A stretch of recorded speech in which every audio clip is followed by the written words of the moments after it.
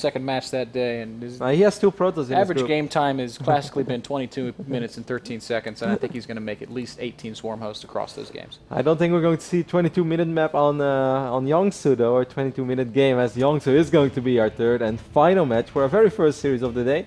Of course, after this, Alicia vs Desro coming up, some PvP, and the winner of that series will move on to face against the winner of this series. Yes, sir. And we are looking on at the base of Nestea, the blue Zerg player who played a very funny game on floor 9. Nestea has just undergone this switch. Like, Nestea went from the most solid Zerg in the world in like 2011, 2012 to this Zerg that just does stuff that we can't really define. He's the facepalm Zerg. You can't call the creator of the universe the facepalm. He's the creator of the facepalm. Because I guarantee Oz was facepalming after that loss. He's like, really?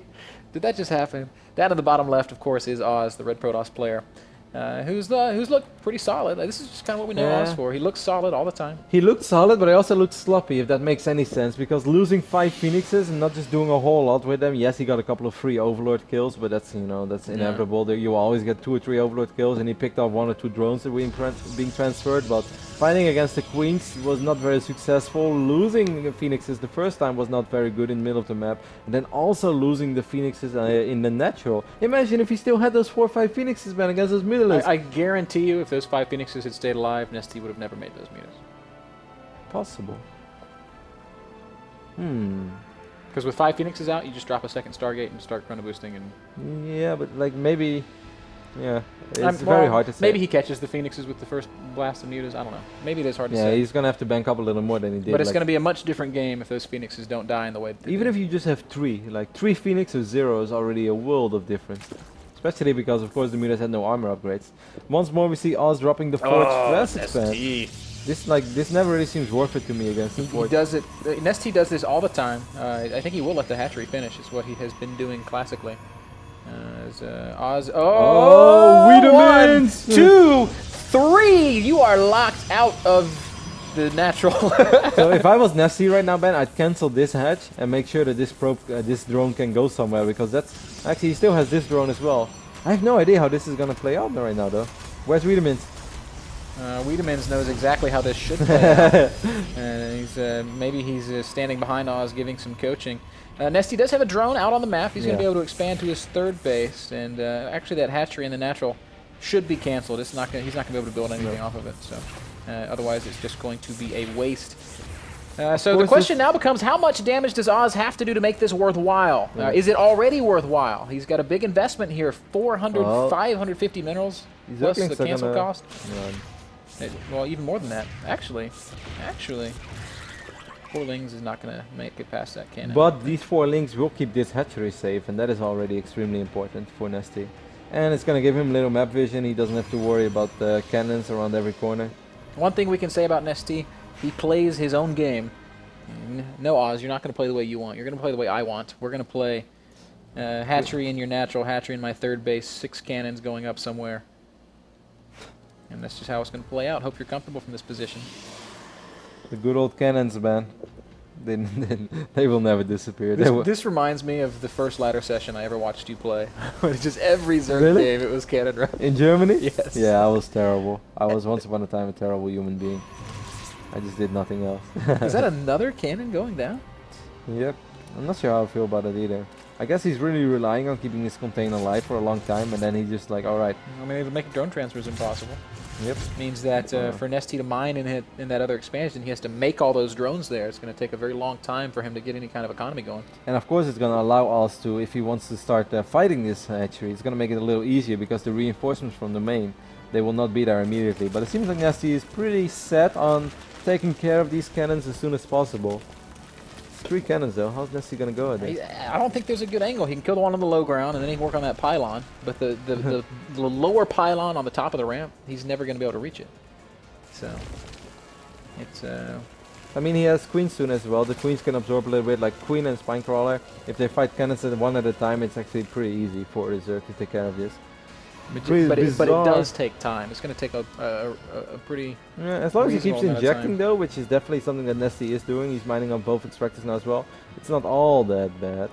Lings are going to... yep, he's going to just try to bust it right now. 10 more Lings being made in the main base. And like, I'm trying to figure out, Ben, if I was Oz right now, what would I want to do?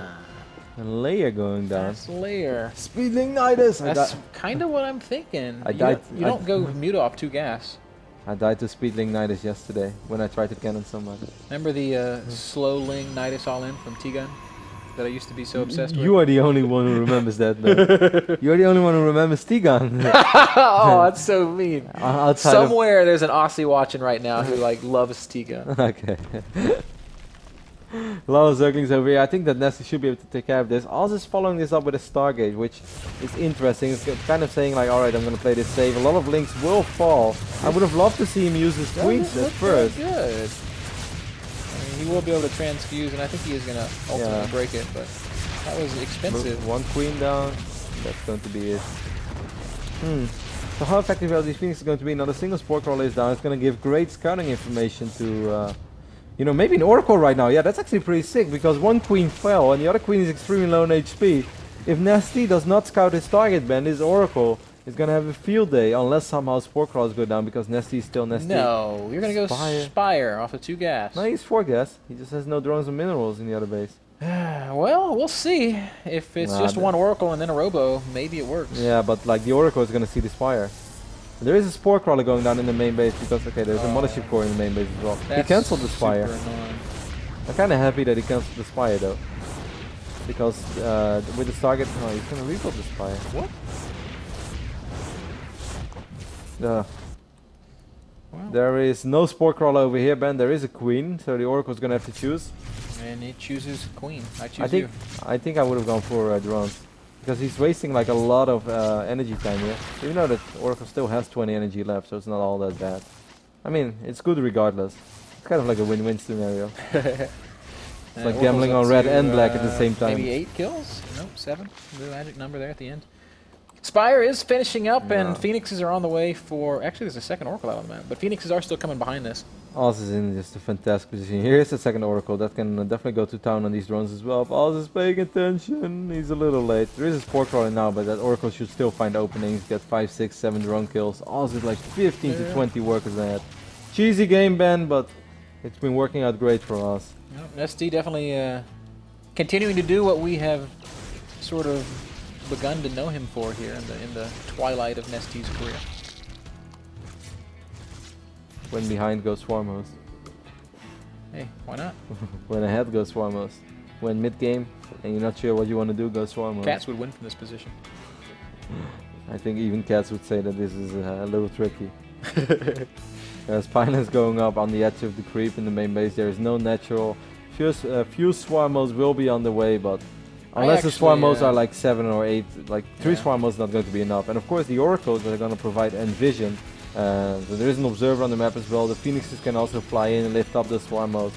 I'm afraid that Nestea is dead in the water, man. Looks like it. I actually blame Cats for Nestea doing this kind of stuff. Every event that I'm at with the Cats and Nestea, Cats is like, hey Nestea, let me show you this really dumb build. And Nestea's like, not bad. Let me try it. Well, still waiting for my first victory, but... Maybe, hey, I'm going to try this on the WCS Premier match. Cats is like, yes! Nestea's like, when I win, I'll thank you. Poor Paolo, he's still waiting for it. It can work, it really can. Queen will get picked off as well. Bunch of gateway units in your main base, man, when there's Oracles as well, and Phoenixes, and all that you have is a Spore Crawler. There's an armor in my base, as White Raw has never said. As Nestea looks like he is just moments away from his concession of defeat. Swarm Host not even really able to burrow, and that's got to be all she wrote. Nestea's going to go down 1-2 to Oz, but he's not out yet. Nestea still falls to the losers match, where he will meet either Desro or Alicia, and can try to keep his round of 16 hopes alive. Not sure how to feel about the first series of the day. Our first series